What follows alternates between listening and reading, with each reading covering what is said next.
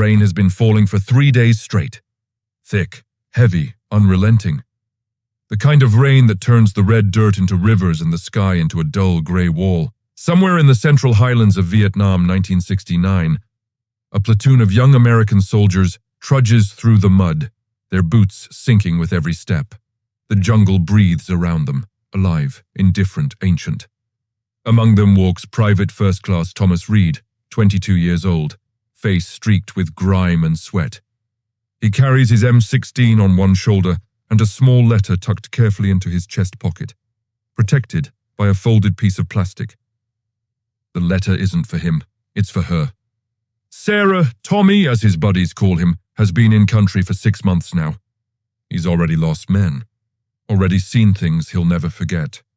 But every night, when the jungle goes quiet and the radio crackles with static, he writes to Sarah. Sometimes about the weather, sometimes about home, and sometimes, when the fear crawls too close, he writes about the future. A house they'll build together when he comes back. He told her about it in one of his first letters. A small house on a hill. Yellow curtains. A porch swing. He promised they'd rebuild everything the war had interrupted. It's a simple promise, maybe foolish, maybe beautiful. But in this place, where every sunrise could be your last, it's the only thing that feels real. Tommy's best friend in the platoon, Sergeant Daniel Moore, walks a few steps ahead. Moore is older, 26, hardened by 2 tours already. He doesn't write letters anymore. He doesn't make promises. But he watches Tommy write every single night, as if the act itself might keep the kid alive. Moore remembers how Tommy had described Sarah, the way her hair smelled like lilacs, the way her laugh filled a room. He'd show her photograph to anyone who'd look. She's waiting for me, Sarge, he'd say, his voice half hope, half denial. Moore would just nod. Because out here, you never tell a man not to believe in something. That morning, the company moves along a narrow trail bordered by bamboo and elephant grass taller than a man. The air is thick enough to drink. Their packs are soaked, their weapons slick. They pass the wreckage of an old French jeep, rusted and swallowed by vines. A reminder that wars never really leave this land. The lieutenant calls for a short halt. Men drop their gear, light cigarettes, stretch their backs. Tommy pulls the letter from his pocket, unfolds it, and adds a line near the bottom. His handwriting shakes slightly. The rain's fault, not the fear, or so he tells himself. Wait for me, Sarah. We'll rebuild our home. He seals the envelope, slides it back under his shirt close to his heart. Moore watches him and shakes his head. Another one? He asks. Tommy smiles. Yeah, I think this one's the one she'll keep forever. Moore doesn't answer. He just looks at the boy, because that's what Tommy still is, a boy playing at being a soldier. And wonders how long forever really means out here. The order comes down. Move out. The men shoulder their packs, line up in single file, and vanish once more into the living green. As they walk, the world narrows to the rhythm of boots in mud and the soft click of rifle safeties. Bird calls echo through the canopy. Somewhere far off, thunder rolls, or maybe artillery. Tommy thinks about the house again. He can see it in his mind, as clear as if he were standing there. Sarah in the doorway, sunlight spilling behind her, smiling as he comes up the path. The war, the noise, the smell of gun oil. All of it washed away by that one simple image. It's that thought that keeps him moving when exhaustion sets in, when the fear whispers that he won't make it. That night, they set up camp near a dry riverbed. The men dig foxholes, string claymores, and eat cold rations under ponchos. Someone hums a tune, low, shaky, something from home. The rain has finally stopped, and the jungle hums with insects. Tommy sits with Moore, cleaning his rifle by candlelight. Hey, Sarge, he says softly. Yeah? You ever think about what you'll do when you get back? Moore doesn't look up. Ain't getting ahead of myself, kid. Tommy chuckles. Come on, man. You gotta have something. A plan. Moore sighs, sets the rifle down.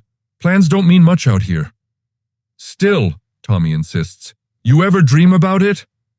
Moore looks at the younger man. eyes still full of something that might be hope, and for a second he almost answers. Then he just says, "Go get some sleep, Reed. Big day tomorrow," but Tommy doesn't sleep. He lies there under the stars, staring at the letter tucked in his pocket, thinking about the words he wrote, and wondering if they'll ever reach her.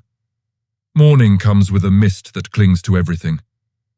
Helmets, rifles, even the breath that hangs in the cold air. They move out again, deeper into the jungle. The lieutenant says intelligence spotted enemy movement nearby. Nobody talks much. Silence is safer, Moore walks point. Tommy follows close behind. The trail is narrow, winding through dense bamboo. Somewhere a cicada screams, sudden and shrill. Tommy's heart beats faster. He tightens his grip on the rifle. Every sound feels like a threat. Then, a sharp crack, a flash. The jungle explodes. Automatic gunfire rips through the trees, shattering the quiet. Men dive for cover, shouting orders, returning fire into shadows. The air fills with smoke, dirt, and the metallic taste of fear. Tommy drops behind a fallen log, fumbling for his weapon, his pulse hammering in his ears. Moore's voice cuts through the chaos. "Get down!" Reed, stay low. Bullets tear through leaves inches above his head. The ground shakes from explosions. Someone's screaming. Someone else isn't anymore. Tommy fires until his magazine runs dry. Reloads with trembling hands. Fires again.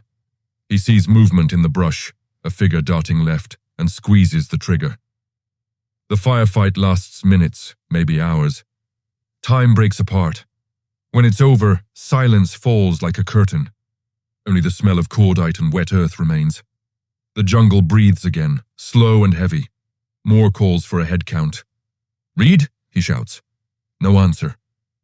He finds Tommy a few yards away, lying on his back, staring up at the sky, a hole the size of a thumb in his chest, the letter still visible in his pocket, stained dark. Moore drops to his knees beside him. "God damn it, kid." Tommy's lips move. For a second, Moore thinks he's praying. Then he realizes he's whispering something.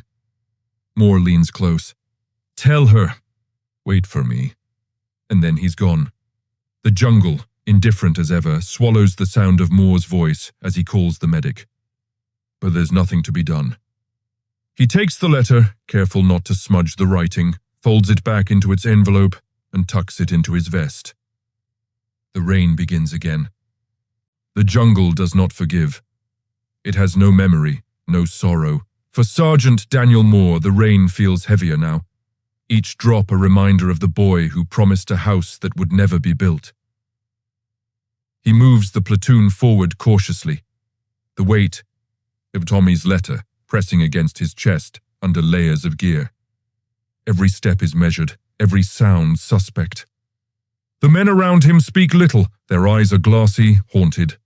A mortar lands 100 yards to the left, throwing dirt and screams into the sky. Moore grips his rifle tighter, then remembers the paper hidden against his skin and forces his breathing to calm. By midday, they reach a small clearing where the remains of a bombed-out village lie hidden under thick vines. Wooden beams splintered, corrugated metal bent like paper, and the smell of decay hangs in the humid air. Moore sets down his pack and pulls out the letter.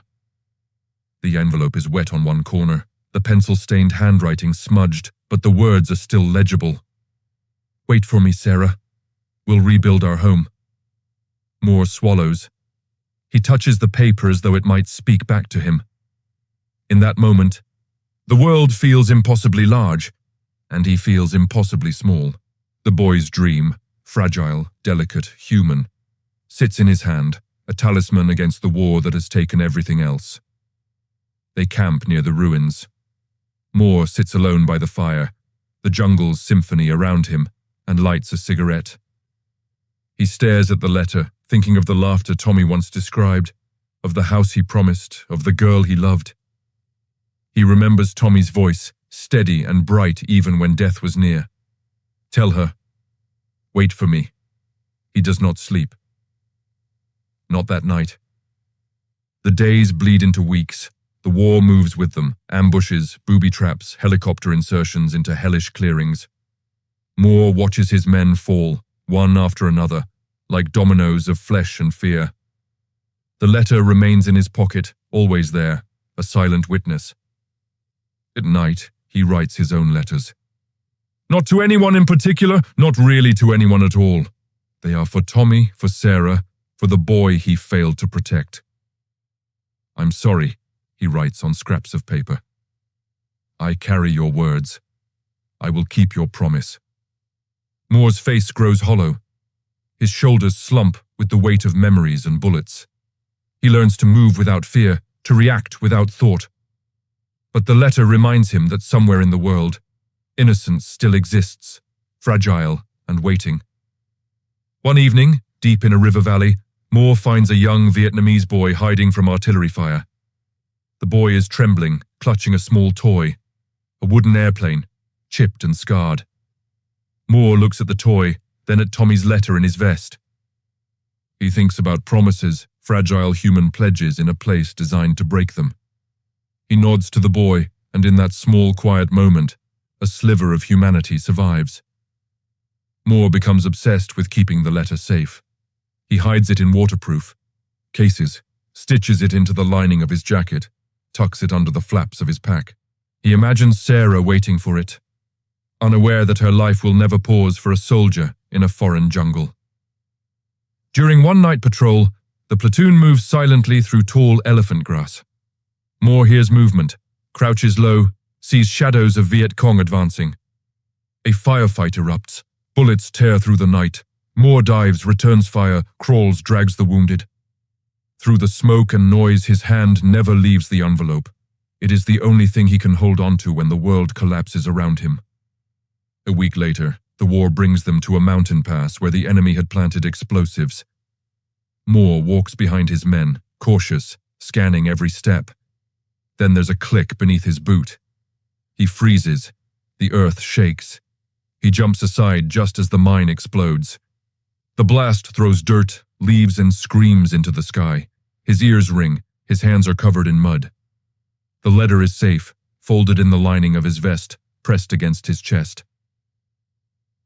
By the time Moore makes it to a small fire base near Pleiku, exhaustion has replaced fear. He is a shadow of himself, but the letter has survived, and with it, a promise. He sits alone on a crate outside the mess tent. The smoke from cooking fires drifts lazily into the sky. He opens the envelope for the first time since that day in the jungle clearing, just to feel it. The pencil handwriting, the words so simple and yet so heavy. Wait for me, Sarah. We'll rebuild our home. Moore thinks about the weight of promises in a world designed to destroy them. He thinks about the boy who wrote them, the girl who waits, unknowingly, and the countless men who will never see the other side of the jungle.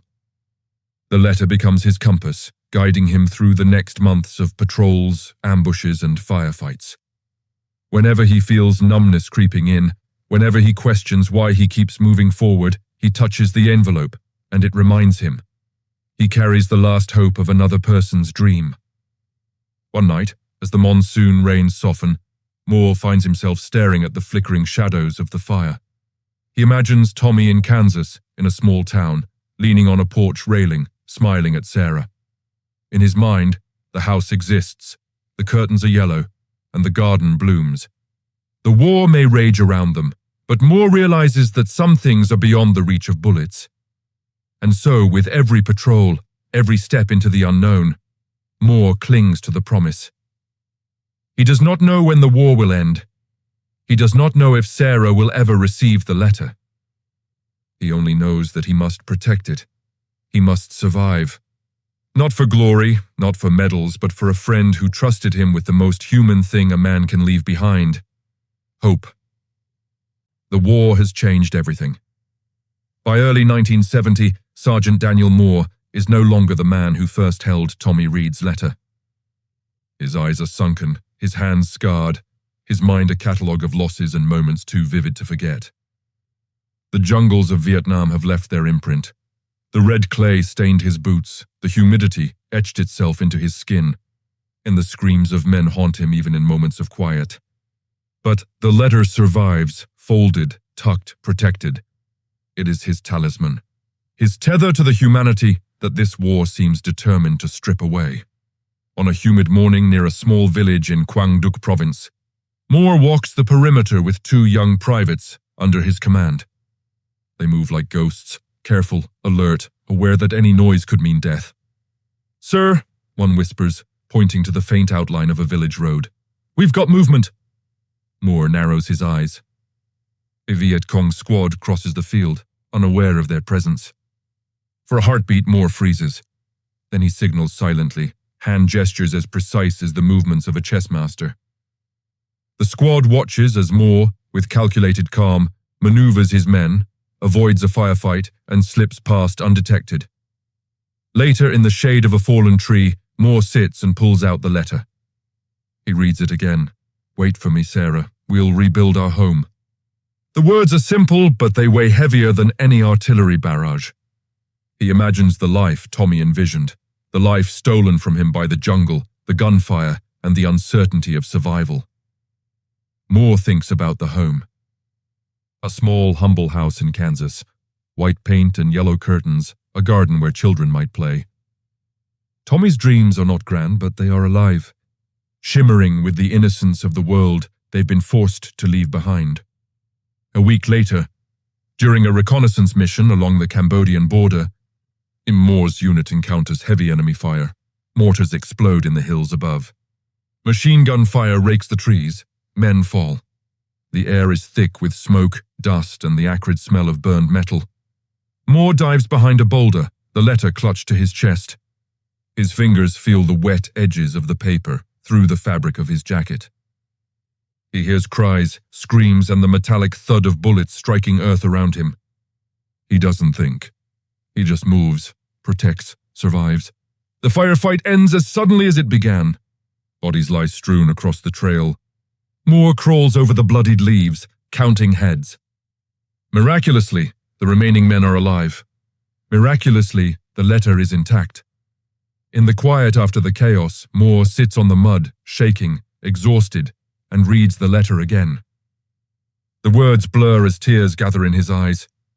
He speaks aloud for the first time. "Tommy, I'll get it to her." It is a promise made in blood and mud, in a world designed to erase hope, and yet he clings to it fiercely. Days later, word arrives that Moore will be rotated back to the United States. The war will continue for others, but he is leaving. The thought is bitter, layered with relief and guilt. Relief that he might survive. Guilt that he carries the letter while so many others did not. Back at the firebase, Moore folds the letter carefully, slips it into a waterproof bag, and stares at the horizon. The jungle seems endless, unyielding, indifferent. But beyond it lies home. The house Tommy imagined, Sarah, the promise. The journey home is long and grueling. Moore flies from Pleiku to Saigon, then to Clark Air Base in the Philippines. He writes letters to the Army administration about Tommy, about the letter, about the promise that must be delivered.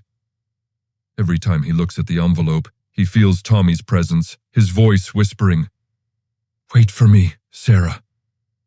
Weeks later, Moore finally lands in the United States. The air smells of spring, of grass and asphalt, of normality he is not yet ready to inhabit. He carries the letter with him, folded and protected. Every step he takes on American soil is weighted by memory, the men lost, the jungles left behind, and the promise that must be kept. Moore tracks down the small town in Kansas. It is sleepy, unchanged, with a single main street lined with brick buildings and lawns green under the sun. He asks about Sarah, shows a photograph of Tommy, and learns she is alive, married to another man with children. Time has moved differently here, moved forward while he and Tommy were trapped in jungles and firefights. Moore feels a pang, a sharp edge of sorrow. The world has shifted, but the letter remains. He finds Sarah's home at the end of a quiet street, a house with yellow curtains just as Tommy imagined. He stands on the walkway, takes a deep breath and knocks. A woman opens the door. Her hair is streaked with grey. Her eyes widen at the sight of the man standing there holding an envelope. I have something for you," Moore says softly, his voice trembling. He hands her the letter. From Thomas Reed. Sarah takes it, fingers shaking. She opens the envelope, unfolds the paper, and begins to read. Her eyes widen. The tears come slowly at first, then faster. She reads each word. The boy she loved, the promises he made, the home he dreamed of, the life he wished to build. Moore watches silently, the weight he has carried for over a year finally easing. He does not speak. Words cannot convey the pain, the memory, the loss. The letter, however, does. Sarah whispers a name, and for a moment, time folds. She is 22 again. Tommy is there, in the curls of her hair, the warmth of her hand, the laughter they shared. The war, the distance, the years. They exist only as a shadow, fleeting and distant. Moore steps back, hands trembling, and leaves her in that moment of memory and grief. The promise is delivered. The weight is lifted. The sun is low over the Kansas town, painting long shadows across the quiet street. Daniel Moore walks slowly back to his car, leaving Sarah on the porch. The envelope, once a lifeline, now lies empty in her hands. Its contents delivered, its purpose fulfilled, its promise kept. The air smells of cut grass, of wood smoke from a distant chimney, of a normal life that he feels he can never fully join. The war remains inside him, a landscape of mud, sweat, and loss. But the letter, Tommy Reed's final words, has transcended the chaos. It has found its way home. Moore sits in the driver's seat and exhales. He lets the engine tick over, letting the quiet of the town seep in. For a moment, he allows himself to remember. He remembers the first day they were deployed, the heat pressing down, the mud sucking at their boots, the green jungle rising like a wall around them. He remembers Tommy's wide eyes, full of life, the way he tucked letters against his chest, whispering about yellow curtains and a porch swing, about promises that felt bigger than the war itself. Moore remembers the firefights, the nights of endless rain, the screams, the bodies, the silent prayers. He remembers carrying the letter through ambushes, through rivers of mud, past shattered villages and empty forests. Every step, every risk, every moment of fear and exhaustion. All of it for a promise. He remembers the boy's voice, whispered once in the mud. Tell her. Wait for me. Now, decades later, that promise lives. Not in the house that was never built. Not in the life Tommy might have had. But in Sarah's hands, in the tears that flow freely, in the memory of love, hope, and human resilience. Moore starts the car and drives slowly down the street. He passes children riding bikes, neighbors tending gardens, the quiet rhythm of life unbroken by war. He allows himself a small smile, remembering the boy he carried with him, the boy who trusted him with the most fragile thing a man can leave behind, hope. And as the sun dips below the horizon, Moore thinks of the countless soldiers whose promises were never kept, whose letters never reached home. He thinks of friends, brothers in arms, all lost to jungles and battlefields far from Kansas. He thinks of the war itself, relentless, indifferent, brutal, yet somehow threaded through with small human acts of courage, loyalty, and love. The camera lingers on Moore's hands on the steering wheel, rough and scarred, on the empty seat beside him where Tommy might have been. On the horizon, where the orange sky meets green fields, a promise fulfilled across time and space. Somewhere, he knows, Sarah will fold the letter, keep it safe, and remember. She will tell the story to children, grandchildren, friends. She will speak of the boy who dreamed of yellow curtains and a porch swing, and the friend who carried that dream through fire, mud, and memory, until it found its way home. Moore drives past a small church, its bell tolling. He imagines the boy he once knew, smiling from the clouds above, perhaps shaking his head at how slow the world can be, but smiling nonetheless. The war may have ended for him physically, but it will never leave entirely. It lives in letters, in memories, in promises kept. It lives in every soldier who sends a note home, every friend who carries the weight of another's hope, every act of love that endures beyond the chaos of human conflict. He thinks about the viewers, the people who will hear this story one day. Maybe they will see themselves in Tommy, in Moore, in the fragile promise that kept them going. Maybe they will think about their own promises, their own letters, their own courage. And then, softly, almost as a whisper to the wind, he speaks. Carry them. Remember them. Keep your promises, even when it's impossible. The screen fades slowly, the camera moving over the yellowed envelope on the porch, Sarah's hands trembling as she touches it. A gentle musical score rises, strings soft and reflective, the kind that makes the chest tighten and the eyes wet. A question lingers as the final notes settle. What promises have you carried? And who are you keeping them for? The screen fades to black. A small, understated text appears. If this story touched you, subscribe and join us at Wartime Promise. We share the untold letters, the lost promises, and the human stories behind the war. Stories that must never be forgotten, and then silence.